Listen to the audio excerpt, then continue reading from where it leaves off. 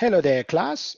This is just a quick recap for we're gonna touch on the traditional as well as the ABC costing system, right? So the traditional costing system as well as the ABC. Right. So this is just gonna be a quick recap. Remember again that the traditional we are allocating overhead to department. Both of these costing systems have similarities because we are allocating cost to um, ultimately we want to allocate overhead to the actual product that we're producing. We want to find out we want to go down to the actual product that we are producing and how much overhead we are allocating to the product that we are producing. But there is a difference between the traditional and the ABC, which is activity-based costing. The allocation of overhead for the traditional goes to department, right? So you have production department and you have service department or support department. So in any manufacturing company, you have production. Production will have its department. For example, the example that is provided to us here is the example of Jomo. There we go. Example 5.7, we are talking about this company Jomo Ltd, which manufactures 3 products. So this is provided to us. We have 3 products that are being manufactured. We have 2 production department, very important, very important. You have 2 production department, which is assembly and machining. Jomo has 3 service department or support department. So packaging, receiving, packaging, and maintenance, these are supporting the 2 main production department. So whatever the overhead will be, we need to allocate this overhead to these 2 departments, main production department. This is the essence of the traditional. So the traditional just worries about allocating this overhead to the main production department.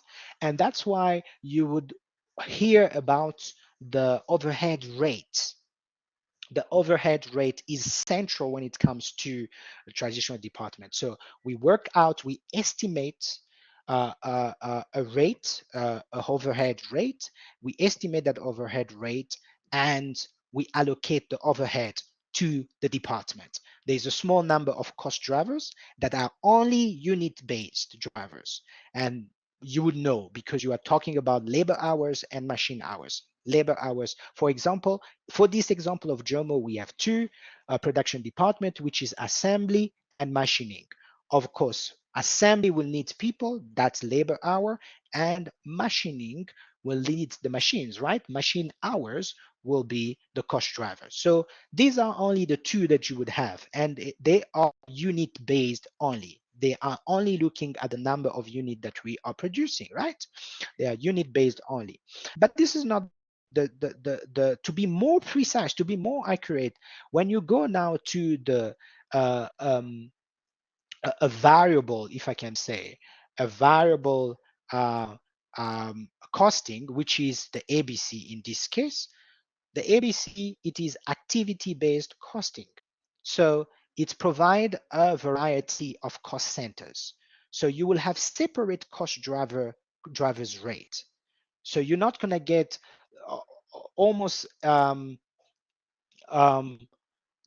traditional is overviewing the cost, but the ABC is more specific to identify separate cost drivers and a variety of cost centers, right? They can be unit-based and non-unit based, right? So because therefore we understand the purpose of ABC. The purpose of ABC is to be more accurate, right? So we are going to take the whole exercise is the same, is to take the support cost or service cost, we need to allocate them to the cost object. And the cost object, which is the actual, the specific product, right? So with regard to the traditional, as you can see, since we are doing it broadly, not really specifically, it's difficult to have a cause and effect relationship on the traditional side. That's the reason why it is less accurate. But this is not the same for the ABC. There is a cause and effect relationship. All right, so now without further ado, we don't waste too much time on theory. We want to go to an actual example, and that's the example of Jomo that we were talking about, right? But please remember these steps when it comes to ABC. You would remember that we need first to identify major activities. It's activity based. We need to identify what are the activities, assigning overhead costs to cost centers. We need to determine the cost drivers. Very important. We need to determine the cost drivers associated with each activity. That's very, very important. And we will come to the actual calculation of cost driver rate. An example, quick example of activities and potential related cost drivers. So as you can see there, we have machining, we have assembling, we have machining, assembling, purchasing component, receiving component, production scheduling, setup machines, quality inspection. All these will need to have a cost driver. What will be the cost driver for machining? Very simple. We've already said that. It's machine hours. Assembling, we're talking about the people who are going to be doing the assembling. So labor hours is one of them. Purchasing component, purchasing orders will be the cost driver, right? Production scheduling. Let me go quickly there. Production runs. Because before we do a production, we need to schedule the production. The production scheduling as an activity incurs cost. And we need to know what's the cost driver. Every time we need to do a production run, we need to schedule that production, right? We need to set up machines. So an activity also is called set up the machines, right? So we need to look at the number of hours that it takes us to set up those machines so that they're ready for the production run. But before we do even the production, we need to purchase component. What will be the cost driver? We need to remember, we need a constant flow and stream of input in our production. Otherwise, the production will stop, right? So purchase orders is a cost driver. Receiving those components, we need to receive those components to make them ready for production. Material receipt is a cost driver. And finally, quality inspection, obviously, we need to inspect. We can't inspect every single product that we are doing.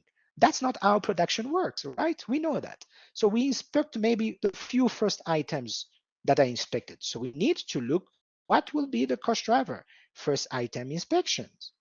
That will be the first that will be the cost driver, right? Okay, so we need now to go to the traditional method quickly. And as you can see, tables were provided to us for this example. In our example here are the tables that were provided to us. The first table provided us assembly, machining. Remember, assembly and machining were the two main production department. Receiving, packaging, and maintenance were the support department to do to these two main departments.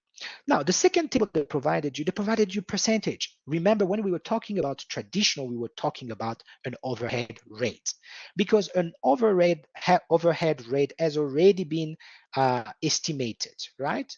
It has already been estimated. So there is an overhead allocation rate that was estimated, and these are the estimations that were given. So for example, receiving 45% of receiving will be allocated to assembly, and 55% of machining will be reallocated or to machining, right? So they provided us these percentages, which are easy. Since we have the total, remember we have the total rate for receiving, packaging, and maintenance, okay?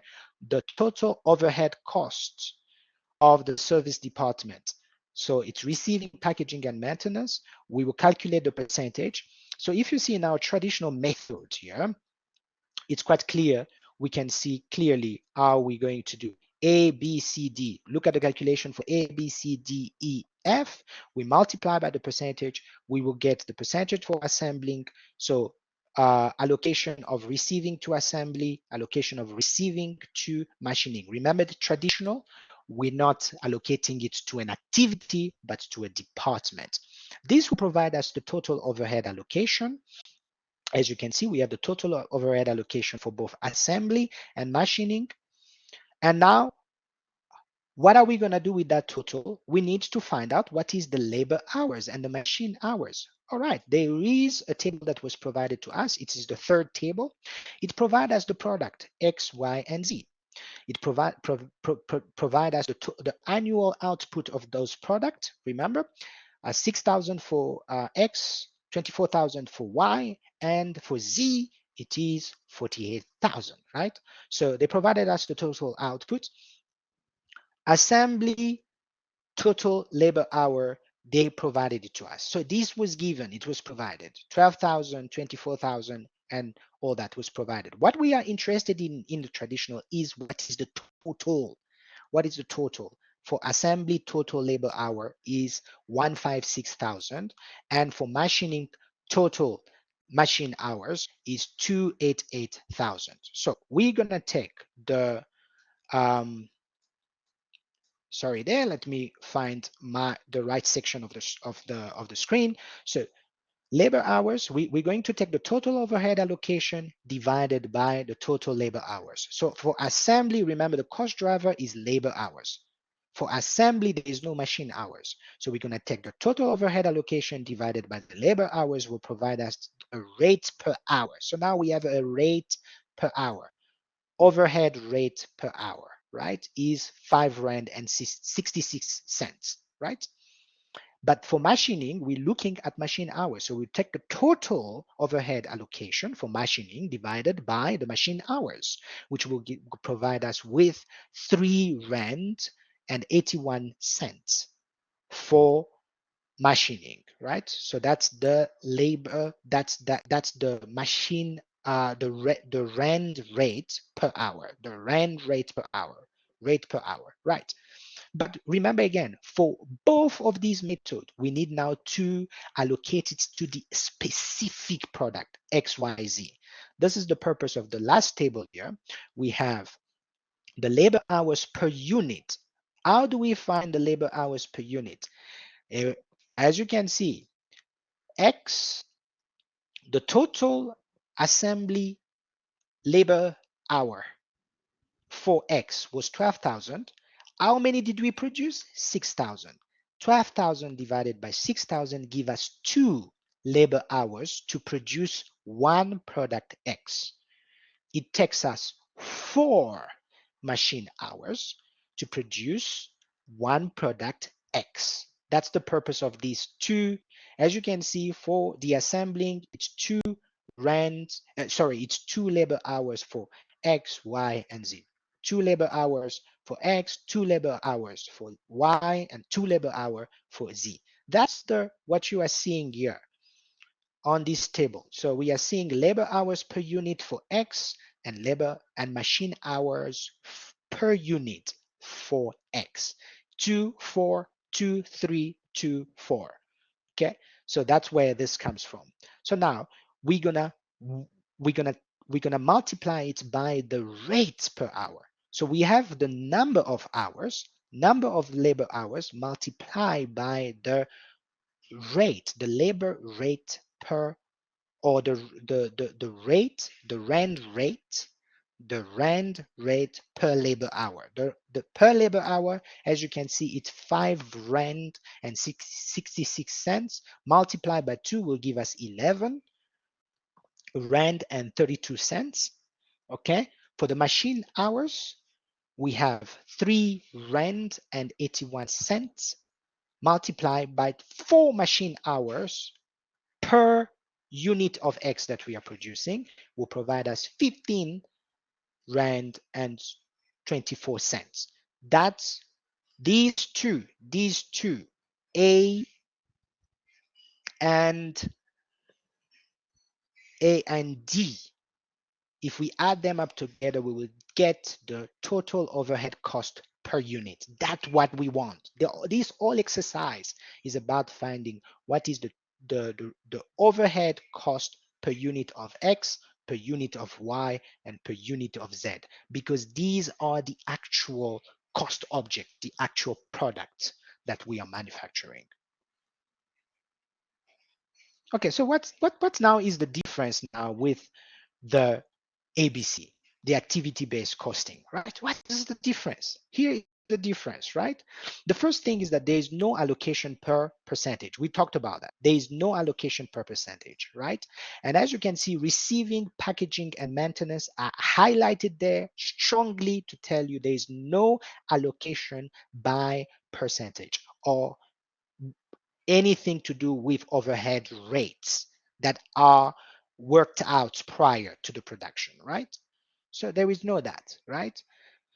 And as you can see, there is for the yellow, what you're seeing in yellow here has to do with the actual production. It's not only labor related and machine related. They added the setup and the inspection. The setup and the inspection. And you ask me, where did they find these rates, by the way, these allocation, where are they coming from? Well, they were given. They were given. If you see table number 4, this is table number 4. It says manufacturing overhead costs have been allocated to the following cost centers. If you hear cost centers, then you know you are dealing with ABC. If you hear, let me repeat again. If you hear cost centers, then you know we are dealing with ABC. All right. So as you can see, there is more than labor and machine hours. There is setup and inspection, which makes sense. The traditional did not take into account these, and that's the reason why it is less accurate. It's more accurate to take up into account the setup because there needs to be a setup time before the actual production take place, and there need also to be inspection every time that a production take place. So this is more realistic. All right. So whatever was provided to us, we add it here. So for assembly and machining, for these activities, we identify the major activities. Um, we identify the major activities. We assign the overhead, the overhead cost to cost centers. So these are the cost centers, all right? What is very important for us is those totals there that you see there. It provides us with totals. It's very important. The manufacturing overhead allocation will take those totals. As you can see, there's totals here. But we want to find now, remember, we say that we need to look at the cost object because the finality of everything is X, Y, Z, which are the product that we are manufacturing. How do these costs have been allocated?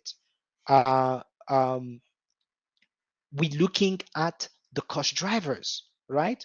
And there's a table. You wonder where are they going to find it? There's a table for the cost drivers here. As you can see, setup, inspection, maintenance hours, raw material orders, and external orders provide you everything that you need to know. Maintenance hours, raw material orders, external orders. And I will tell you that these three last, setup, inspection, and these three last there, maintenance hours, raw material orders, external orders. These speak to the three service department, right? It was receiving, packaging, and maintenance. Receiving, packaging, and maintenance. There's maintenance hours, there's raw material orders, receiving raw material orders, packaging, external orders. Okay, so maintenance hours, raw material orders, external orders, everything is provided to you there for the cost drivers and how many setups we need to do for product X, how many setup we need to do for product Y, and how many setup we need to do for product Z. This is the purpose of these table um, in green here.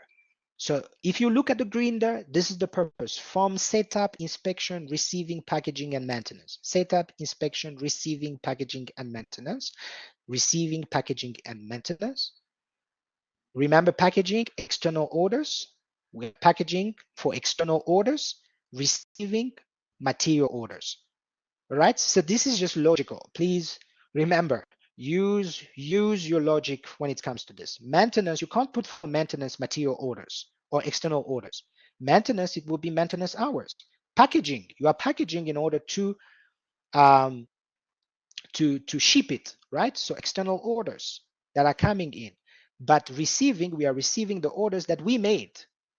So there's orders that we made and orders that we have been made for us to deliver, right? So external orders. So as you can see there, that table there specifically speaks to that. So you have setup, inspections. It provides you for each product object cost, which is X, Y, Z, what we are actually producing, right? But now you will ask me, what about the labor hours?